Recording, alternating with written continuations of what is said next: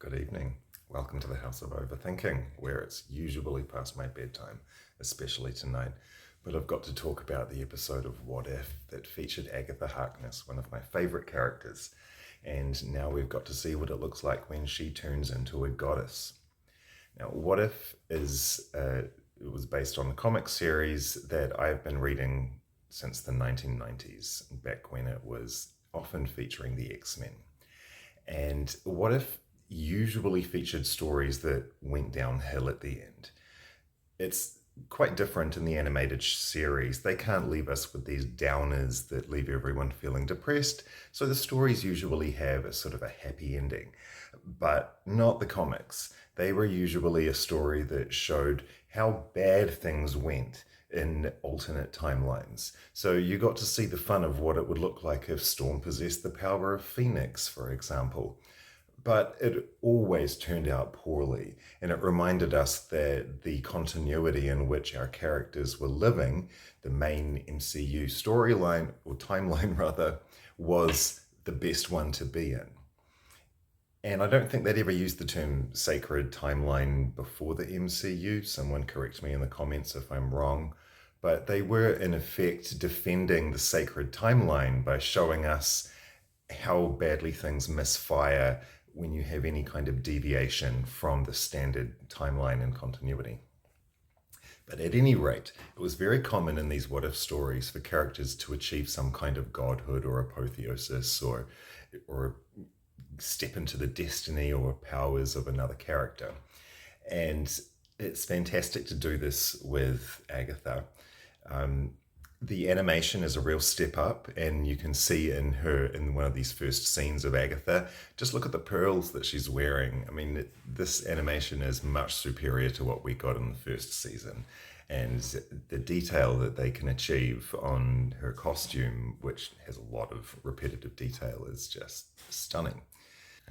I thought it was quite amusing when Kingo sees Agatha and says, there she is, and Agatha sees him and says, there he is, or the other way around, I think. But at any rate, had they not seen each other before that? Like, they do this really complex dance routine, like a really, really complex dance routine, and they've not even rehearsed together. Is this the first time they've done these steps?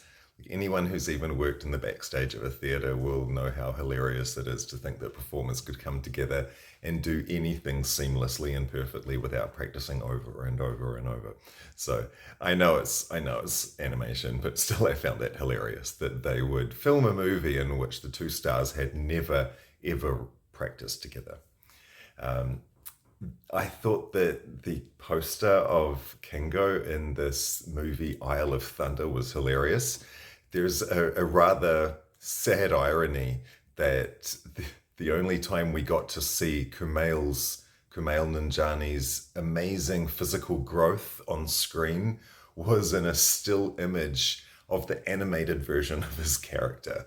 I mean, in the Eternals, Chloe Zhao notoriously wasted all the effort that Nanjiani put into bulking himself up to look like a Marvel superhero.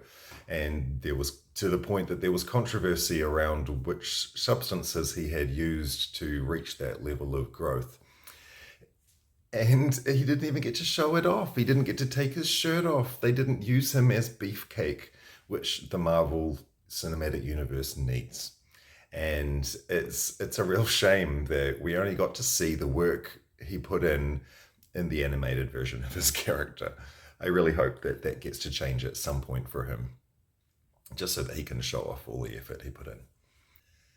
Another thing that the digital effects enable, in addition to incredible detail in the costumes, is this amazing choreography. When you have all these different characters, you can use the computer to just replicate the dances, and it really achieves an incredible effect when you've got this dance off between Agatha's dances and Kingo's dances.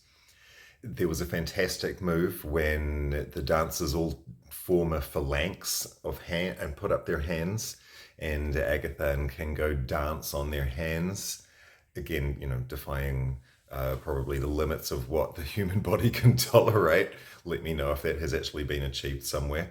But I thought that was brilliant. It was a very creative thing to put on screen. Agatha making fun of Kingo's powers with her little pew pew was pretty hilarious. I enjoyed that very much. It also made me think of Grace Randolph and the way she always says Florence pew pew. The images of Agatha using the powers that she took from Icarus and Thena were not only striking but quite interesting. She's been able to harvest the powers of Eternals, and Eternals are not witches, they don't have magic. So Agatha doesn't just siphon magic, she's able to just draw energy from other beings. So that's interesting. That definitely affects the lore around her abilities. There's a very funny line in which Jarvis says, he refers to a house that will make you question the decency of capitalism. And it's a funny line in isolation, but it's also ridiculous to think that Jarvis would be anti-capitalism because the UK is not socialist. The UK actually has quite an extreme form of capitalism. And what that line comes from is an American perception of what they think the other world sees them as. And the United States of America is not the only capitalist country. All countries have some combination of capitalism and socialism and other things in their society. And although America is very strongly capitalist, it's certainly not the only capitalist country. So there's no reason why Jarvis would be socialist and anti-capitalist. It's funny, but again, there's no reason why he would feel that way. It's really just an American perception of the world's perception of an American. Uh, so we've got this interesting mythology clash already. We've got Agatha being able to take energy from Eternals, and later in the episode from Celestials, neither of which are magic. The Eternals are technically space robots, as they point out in this episode. So she's able to, yeah, there's definitely some expansion of the mythology around Agatha here. And the lore about when she's allowed to take magic from people, that bothered me a little bit. Maybe they get around it by the fact that she's not taking magic, but when she's dealing with the witches, she can't take their powers unless they blast her, or at least that was established in Agatha all along. However, in WandaVision, that wasn't necessary, because I remember a scene when Wanda is protecting her family and she holds out her arms and forms a shield and a barrier over her family, and Agatha is behind her and sucks Wanda's power away from behind. So Wanda was using her powers, but she wasn't blasting Agatha, and Agatha still took them. So I feel like they introduced that rule in Agatha all along just to create an obstacle for the story. Otherwise, Agatha would be able to just take the powers from any witch she sees. Like she could just see a witch in public and go, stole their powers. So I understand why they needed to make it a little bit more complicated and create some conditions around how and when and why Agatha is able to steal the powers of a witch. And maybe those rules don't apply when she's taking non-magical power, such as that of a celestial or an eternal. But again, I would like to know what the rules are, especially for those of us who cannot help overthinking. Kingo's other movie posters, the Bangra Time, the Isle of Thunder, Never Cursed, these are pretty fun. They've had a good time making up this Kingo lore. Actually, did they use those posters previously? I know that there have been images of other Kingo posters, so perhaps these are being repeated, but I didn't remember them being used before. When Kingo said acting is the most noble profession in the world, not only was that hilarious, but it also ties into a line in the end that made me wonder if the people in Hollywood actually really do think this. I also thought, if you find someone who looks at you the way Howard Stark looks at Kingo, because that is a very saucy look. When he says, I want to look under your hood, I thought, oh my goodness, are you going to pay for dinner first? Because that's a very minxy proposition. If I asked someone to look under their hood, they would be within their rights to ask me when I last got tested. It also adds to the situation that Howard Stark kind of looks like a drag king. There's something about his face, the way that they've particularly done his eyes.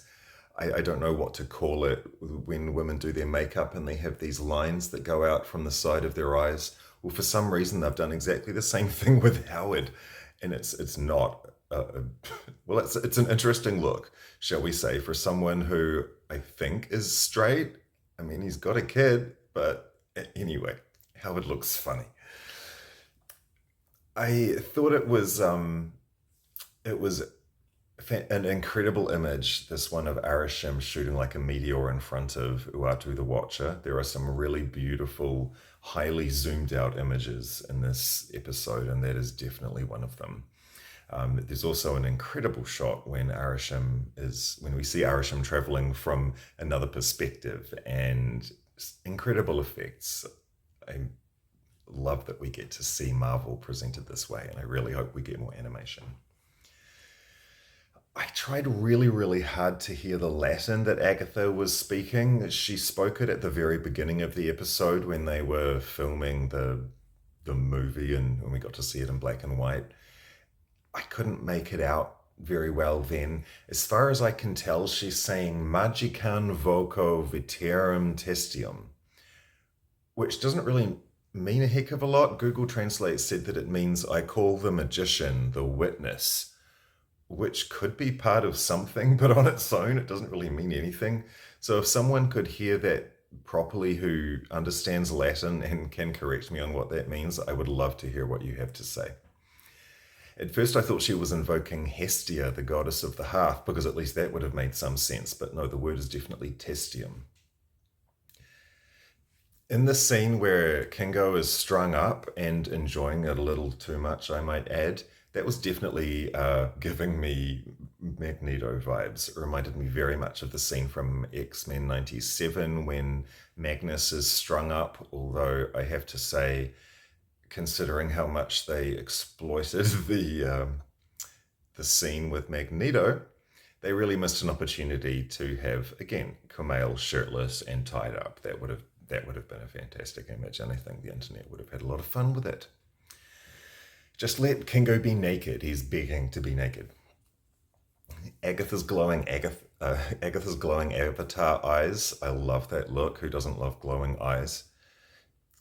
I really hope we get to see her in this mode again.